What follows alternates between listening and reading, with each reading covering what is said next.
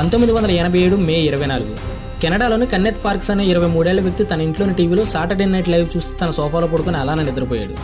ఆ రాత్రికి ఒక రోజు ముందు గుర్రపు పందెలో తన దగ్గర ఉన్న డబ్బు మొత్తాన్ని పోగొట్టుకున్నాడు. అదే రోజు తన ఉద్యోగం కూడా పోయింది. ఆ డిప్రెషన్లో ఇంటికి వచ్చాడు. తెల్లవారు వాళ్ళ అత్తమామల దగ్గరికి వెళ్ళి కొంత డబ్బు అప్పుగా తీసుకుని తను చేసిన అప్పులు కొంత అప్పును తీర్చాలనుకున్నాడు. అలా ఆలోచిస్తున్న సాటర్డే నైట్ లైవ్ చూస్తూ తన సోఫాలో పడుకుని అలానే నిద్రపోయాడు. కానీ అర్ధరాత్రి 1-1:30 మధ్యలో నిద్ర లేచాడు. సోఫాలోంచి లేచి బయటకు వచ్చాడు.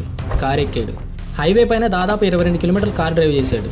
తెల్లవారు వెళ్లాల్సిన వాళ్ళ అత్తమామల ఇంటికి అర్ధరాత్రి వెళ్ళాడు. అత్తమామల ఇంటికి సంబంధించిన ఒక స్పేర్ కీ తన దగ్గర కూడా ఒకటి ఉంది. దాంతో ఆ ఇంటి తలుపులు తెరిచాడు. అత్తను కత్తితో పొడిచి చంపేశాడు.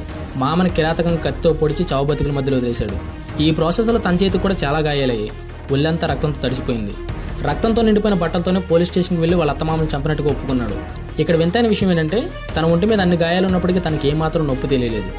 తన అంబులెన్స్లో హాస్పిటల్కి తీసుకెళ్తున్న సమయంలో హత్యకు వండి కత్తిని ఎక్కడ పడేసాడని చాలా క్లియర్గా ఎక్స్ప్లెయిన్ చేశాడు. కానీ ఇక్కడే ఇంకొక షాకింగ్ ఫ్యాక్ట్ ఏంటంటే తను కోర్టుకు సమర్పించిన వాంగ్మూలంలో కన్నెత్ పార్కర్స్ తన అత్తమామని చంపడానికి ఎటువంటి కారణం లేదు, నిద్రపోతూ స్పృహలో లేకుండా హత్య చేశానని చెప్పుకొచ్చాడు.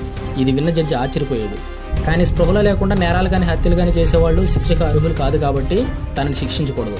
ఎందుకంటే కన్నెత్ పార్కర్స్ నిజంగానే నిద్రలో నడిచే అలవాటు ఉంది. అదే స్లీప్ వాకింగ్. సో కన్నెత్ పార్కర్స్ నిజంగా నిద్రలో నడిచేవాడా? నిద్రలో నడుస్తూ ఎవరైనా ఇలాంటి పని చేసే అవకాశం ఉందా? నిద్రలో నడుస్తూ ఇలాంటి పని చేస్తే దానికి బాధ్యులు ఎవరు? దీని వెనకాల ఇంకొక పెద్ద ప్రశ్న ఏంటంటే నిద్రలో నడుస్తూ కొంతమంది ఇలాంటి హత్యలు ఎందుకు చేస్తున్నారు? దీని వెనకాల సైన్స్ ఏంటి? ఈ వీడియోలో స్లీప్ వాకింగ్ వెనకాల ఉన్న రహస్యం మొత్తాన్ని తెలుసుకుందాం. సో వీడియో డెప్త్లోకి వెళ్ళే ముందు నాదో చిన్న రిక్వెస్ట్. మాకున్న సబ్స్క్రైబర్స్ని బట్టి మాకు వచ్చే వ్యూస్ని బట్టి మేము చాలా హ్యాపీగా ఉన్నాం. బట్ చూసే ప్రతి ఒక్కరు సబ్స్క్రైబ్ చేసుకుంటే ఇంకా హ్యాపీగా ఉంటాం. ఇంకా మంచి మంచి వీడియోస్ చేయడానికి మాకు మోటివేషన్ ఉంటుంది. సో చూసే ప్రతి ఒక్కరు ఈ వీడియోకి లైక్ చేసుకుని సబ్స్క్రైబ్ చేసి పక్కన గంట సింబల్ దాన్ని ఆన్ చేసి పెట్టుకోండి. అలానే వీడియో నచ్చితే మీ ఫ్రెండ్స్ అండ్ ఫ్యామిలీకి షేర్ చేయండి.